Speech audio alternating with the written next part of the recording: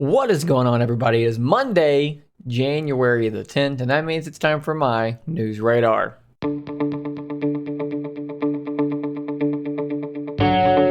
As many of you may or may not know, CES, the Consumer Electronics Show, has just happened, I think over in like Las Vegas or something like that. And despite the fact that a lot of people did not attend and a lot of vendors did not attend due to concerns with COVID-19, in particular the Omicron Persei I-8 Futurama reference, if you get it, variant, there were still some cool things that got shown off there. And the first thing I want to show you in particular is a bit of a callback to something that I actually showed you guys months ago from Samsung in a little teaser video, but now it's actually real. They've actually made the thing and it's on display there, and it's look, they did it, it's real. So let's quickly look at the history first. If you remember way back in May of 2021, Samsung put out this video where they first off showed you this sort of very strange folding device, which we're going to get a better look at here in a moment. This thing could fold up kind of like a book. It would fold over twice. And of course, when opened up, you have a very long tablet-style device like this. Now, it's pretty cool because there's a clear section on the far side of it, which you can see here. And when it's all the way folded up like the letter Z, as we see here right before they stop, what you have is a pretty normal phone screen here, I guess, kind of. You have a camera facing you on the front, and then this clear portion here would allow you to see through and actually still see the screen on the back side. I'm sure there's various things you could potentially do with a form factor like that. And then if we jump forward, you will see this thing here, which is kind of like Surface Neo. I've talked about this a couple times in the past. It's one big folding OLED screen. It can fold all the way over like a notebook. Well, anyways, I don't want to spend too much more time on the history because what's actually real is here, thanks to Captain Two Phones himself, Mr. Mobile, Michael Fisher, for this video here that he tweeted. And let's take a closer look at it. And as we let this thing play, you're going to see that these things are real. So first off, this is pretty flipping awesome. Let's go back and I'll show you one more time. You've got something that when it's folded up looks like a big phone slash tablet, but when you open it up, it's a huge tablet. This thing folds in a Z-shaped formation to open up to a rather massive tablet screen. Real estate, awesome. Then the next thing that they do show off is something that we just saw. This thing is actually real. They've made this thing. This is not just a CGI prototype. This is a real thing that, and again, I gotta remind you guys, this isn't necessarily, none of these are gonna be products you're gonna be able to buy necessarily. They might come to market, but primarily this is Samsung's display part of their company saying, look at the crazy stuff we can make. And then the cool thing here is that other companies can then buy these displays to make their own devices. So this isn't necessarily just Samsung saying, look at the cool tablets and phones we've made. This is more Samsung Display saying, look what everyone else is going to be able to make as well. So that's an important thing to keep in mind here. Now this one here is really interesting to me as well because it goes in the other direction. So that folds in and then that folds in on top of it and you just have a fully closed, no screen on the outside, fully protected kind of device. I actually really like that because as it says here in the little caption down here, it's going to be more durable. It's going to be better protected. And look how small and pocketable that thing is. And they did the same thing with the larger display. It looks like one of my battery banks, actually. But I mean, there you go. It's fully protected. What about the slidable concept that they showed off in that video that I showed you a minute ago? Well, they've made it. It's a real thing that they could potentially bring to market. If you don't know, basically the screen on this thing, let's take a closer look at it because it's kind of hard to see what's going on here. Basically, have a normal looking phone until he hits a button on the side or something like that. And what happens is this screen actually goes this way and then rolls into the back. It rolls into the back end of the body, and a motor pulls or pushes that larger bit of screen out to unveil a larger screen real estate. Now, this is something I've long been interested in just because of the fact that it doesn't have to fold, so there's no crease necessarily, but you do have to factor in the idea that you have less room for additional battery life, so that's definitely a problem. And then is that motor going to hold up for years and years? Probably, but something to consider. And then we've got what they're calling the Flex Note, which is that Surface Neo looking thing, right? It's going to have it folded halfway over, play a game, have controls, have a keyboard down there. When you're done, fold it up like a laptop. And it looks like it's pretty much flush. It looks absolutely incredible. What a crazy set of concepts here. And personally, I hope that all of these things get made by somebody. I can't wait to see these things in the real world. And speaking of wild and crazy folding OLED tablets that are actually going to be available in the real world, let's turn to Android headlines here as Asus unveils a 17-inch foldable OLED laptop tablet hybrid. Now, if you look at this thing, the first thing that should come to your mind is something called Lenovo ThinkPad X1 Fold, because this is a product that you already actually can buy. Although, it's very similar. When I show you more details about this Asus one, you're going to see a lot of similarities here. But the software on this ThinkPad, on this Lenovo, wasn't really all that great. And we have to wonder if Asus is going to be able to do any better. But what we're talking about here is a rather large OLED panel that can fold this direction, which allows you to have all these different postures, right? You can have it stood up like a tablet with a keyboard, Bluetooth keyboard in front of it. You can have it folded this way. We can actually place this keyboard on top here. And you basically have it almost looks like a normal laptop. And as they say here, it is a 17.3 inch foldable display with a 90 hertz refresh rate. It is a 4:3 aspect ratio, which is actually brilliant for the same reason Surface Duo does it. This is 4:3, but if you split it in half, you wind up with a 3:2, 1920 by 1280. You wind up with kind of a Surface Pro 3:2 aspect ratio when it's folded over. So you've got 4:3 here, which is great for productivity. But when you fold it, you wind up with a 3:2 and a keyboard down there, which is great. And there you can actually see a picture there with the keyboard, Bluetooth keyboard actually just set on top of it. And if you saw this in public, you might actually just think this was a pretty normal laptop. As we look at the specs here, you can see that this thing pretty much has what you would hope it would have in this kind of hardware. The biggest question right now is going to be, how much is this thing going to cost? Because the ThinkPad was $2,500, and with the software experience that it came with, probably wasn't really worth that. And so you have to wonder, this thing looks great. It's got 16 gigs of RAM, NVMe M.2 storage. This thing is spec'd out like crazy. So how expensive is this thing going to be? And is Windows 11 going to be any better at handling this? I mean, out of the box, Windows 11 doesn't really have anything going on that makes me think that this is going to be better. So Asus is going to have to actually do their own software magic to make this stuff work better. Obviously, Windows 10X was supposed to be the software that was supposed to make this kind of stuff work better, but that got canned, and a lot of that stuff is just not part of Windows 11. So it's going to be really interesting to see what Asus does here with the Asus ZenBook 17 Fold OLED in terms of software and price, but I can't wait to see how it works.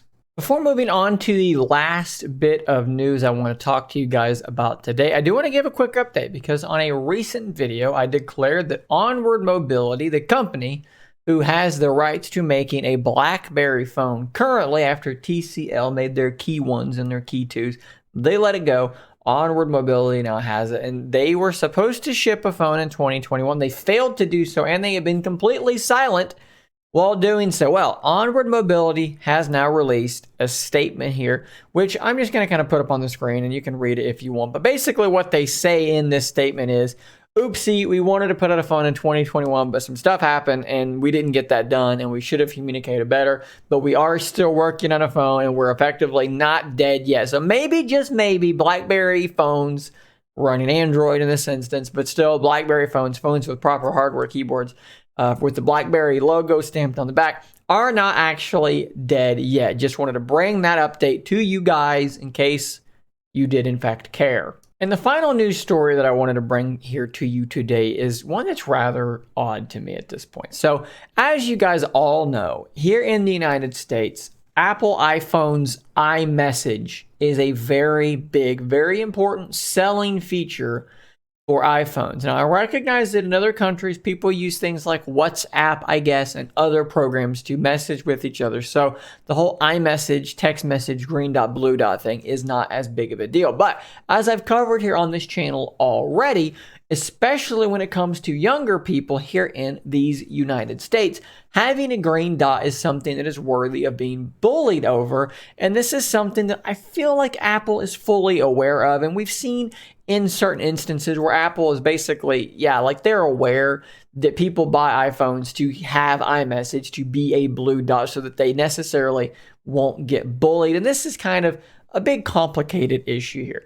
But what I wanted to show you today is this tweet here, because it's quoting a Wall Street Journal news article where basically they're describing how Apple's iMessage seals people in to their ecosystem and keeps people from wanting to leave so that they don't become a green dot. I believe I've got that dichotomy correctly. Blue dot means you have iMessage. Green dot means that you don't. I may be wrong. I don't know. I don't really care. But anyways, this tweeter here, Hiroshi Lockheimer, who I guess I should find out who this is, he's SVP at Google. Okay, so this is a guy pretty high up on the ladder at Google. Apple's iMessage, he says here, lock-in is a documented strategy. Using peer pressure and bullying as a way to sell products is disingenuous for a company that has humanity and equity as a core part of its marketing. The standards exist today to fix this. And I also want to then show you another tweet that quoted this directly from Android. iMessage should not benefit from bullying. Texting should bring us together and the solution exists. Let's fix this as one industry. There's so much to unpack here, and I'm going to try my best to be as succinct as I can be, but that's not really one of my strong suits, but I'm going to try anyways.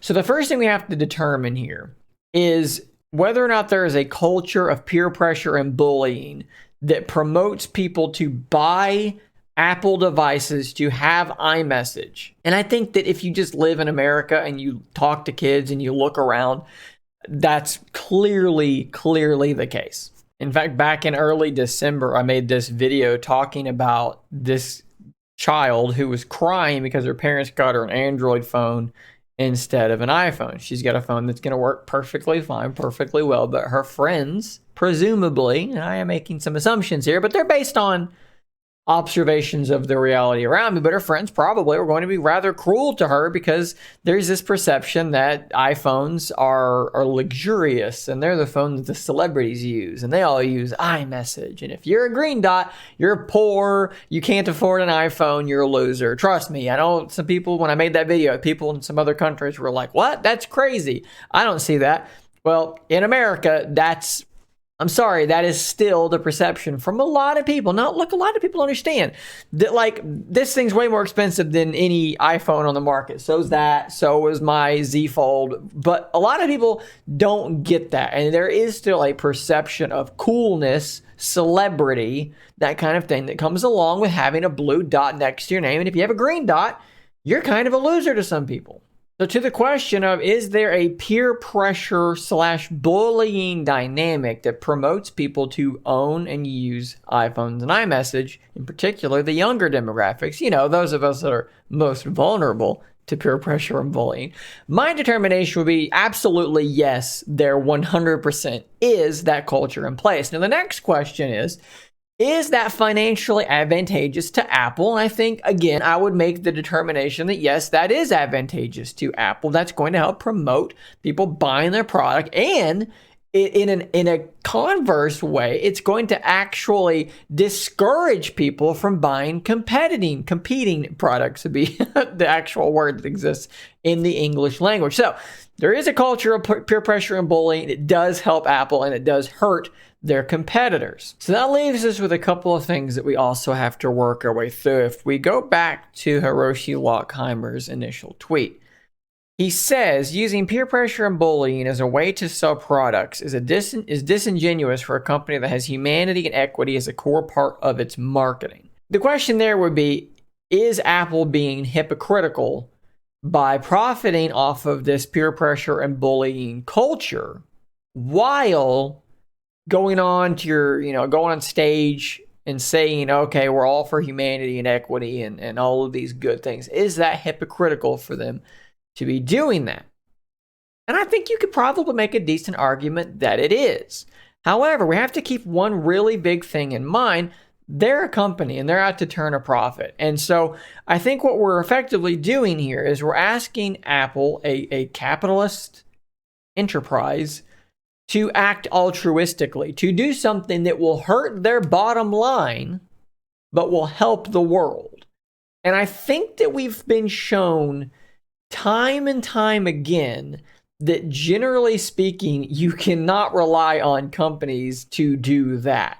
You can't really rely on humans to do that all that often, let alone companies that are worth billions and billions of dollars. I know that it sounds great to be able to say, hey, Apple, you're making billions of dollars. You could lose a little bit of money and make the world a slightly better place. And that's absolutely true, but that's not what's going to happen.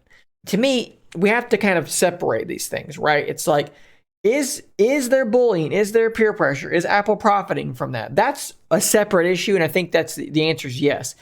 The separate issue on the other side is, what should Apple do about that? And I think that in our capitalist society, they're not going to do anything about it. They don't have to do anything about it. In fact, I don't think that's how this is set up. As long as they can keep doing something and make more money off of it, and people don't turn on them, people don't go, hey, wait a minute, this is actually a bad product. This is actually bad for me. I have an iPhone and group messages with my Android friends don't work well. I have iPhones and I'm seeing my kids become more materialistic and they're being bullied and peer pressured, and I don't like that. Until there's a pushback against the product, they're going to keep doing it, because that's how our society, that's how our marketplace functions. It's about, is your product good? Is it worth money? Then you'll get money for it. I'm dumbing down capitalism to a probably an irresponsible degree, but you understand what I'm saying. There's no pressure for them to change this. Why would they change it? Just out of the goodness of their own hearts? It's like, oh, Apple, you're being disingenuous. Every major company is disingenuous. Like, none of them are good, okay? Like, for someone at Google to be like, Apple's being disingenuous, it's like, come on. Do we really want to get into this? Like, oh, you're an evil corporation, but over here at Google, we're the good guys. Or then Microsoft's like, no, you're both evil. We're the good guys. Like, let's be honest here. There's no good guys in these scenarios. When you're a corporation this large, you've all got skeletons in your closet. So it's a little bit cringy for me to see Android people, Google people telling Apple they're being disingenuous and they need to change their strategies, because the reality is they're just telling the competitor to do things differently that would benefit them. Now, I do fully understand that RCS, rich chat services, are a great thing. I use it every day. And if you don't know, basically RCS is the Android standardized equivalent to iMessage. It allows you to send higher quality pictures and videos. It allows you to see read receipts. It allows you to see when someone's typing. Your messages travel over data, not over SMS protocols. And it's great. And it would be super simple for Apple to just implement RCS on their devices and use it as a fallback. So if they try to send you a message and you don't have iMessage, it falls back to RCS. And then you wind up having a situation where everyone has a better messaging experience with one another. And just like Android's Twitter account says here, the solution exists. Texting should bring us together. Let's fix this as one industry. They absolutely could. 100%. But I just don't know that Android and Google people are the ones that need to be telling them to do this. The reality is that Apple users, iPhone users, should be the ones stepping up and saying, hey, I'm kind of sick of my messages going to Android people being kind of crappy and group messages not working well. I'm kind of tired of this bullying thing going on. I'm kind of tired of all of this. And Android users to step up and say, I like my Android device and I'm sick of my stuff being weird with Apple users.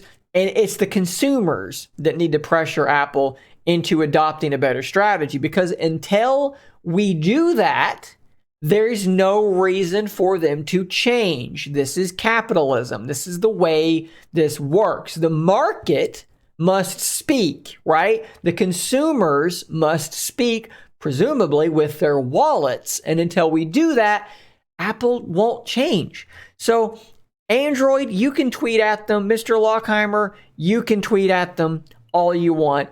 That doesn't matter. And honestly, it, to me, stinks of desperation. It stinks of, you're whipping our behinds with iMessage and we don't like it. So we're going to try and make you look bad for doing it in an attempt probably to stir up this sort of consumer response. So it's a great strategy, I guess, to try and do this, but it's super transparent to me. And again, the messaging can't come from you. It has to come from us.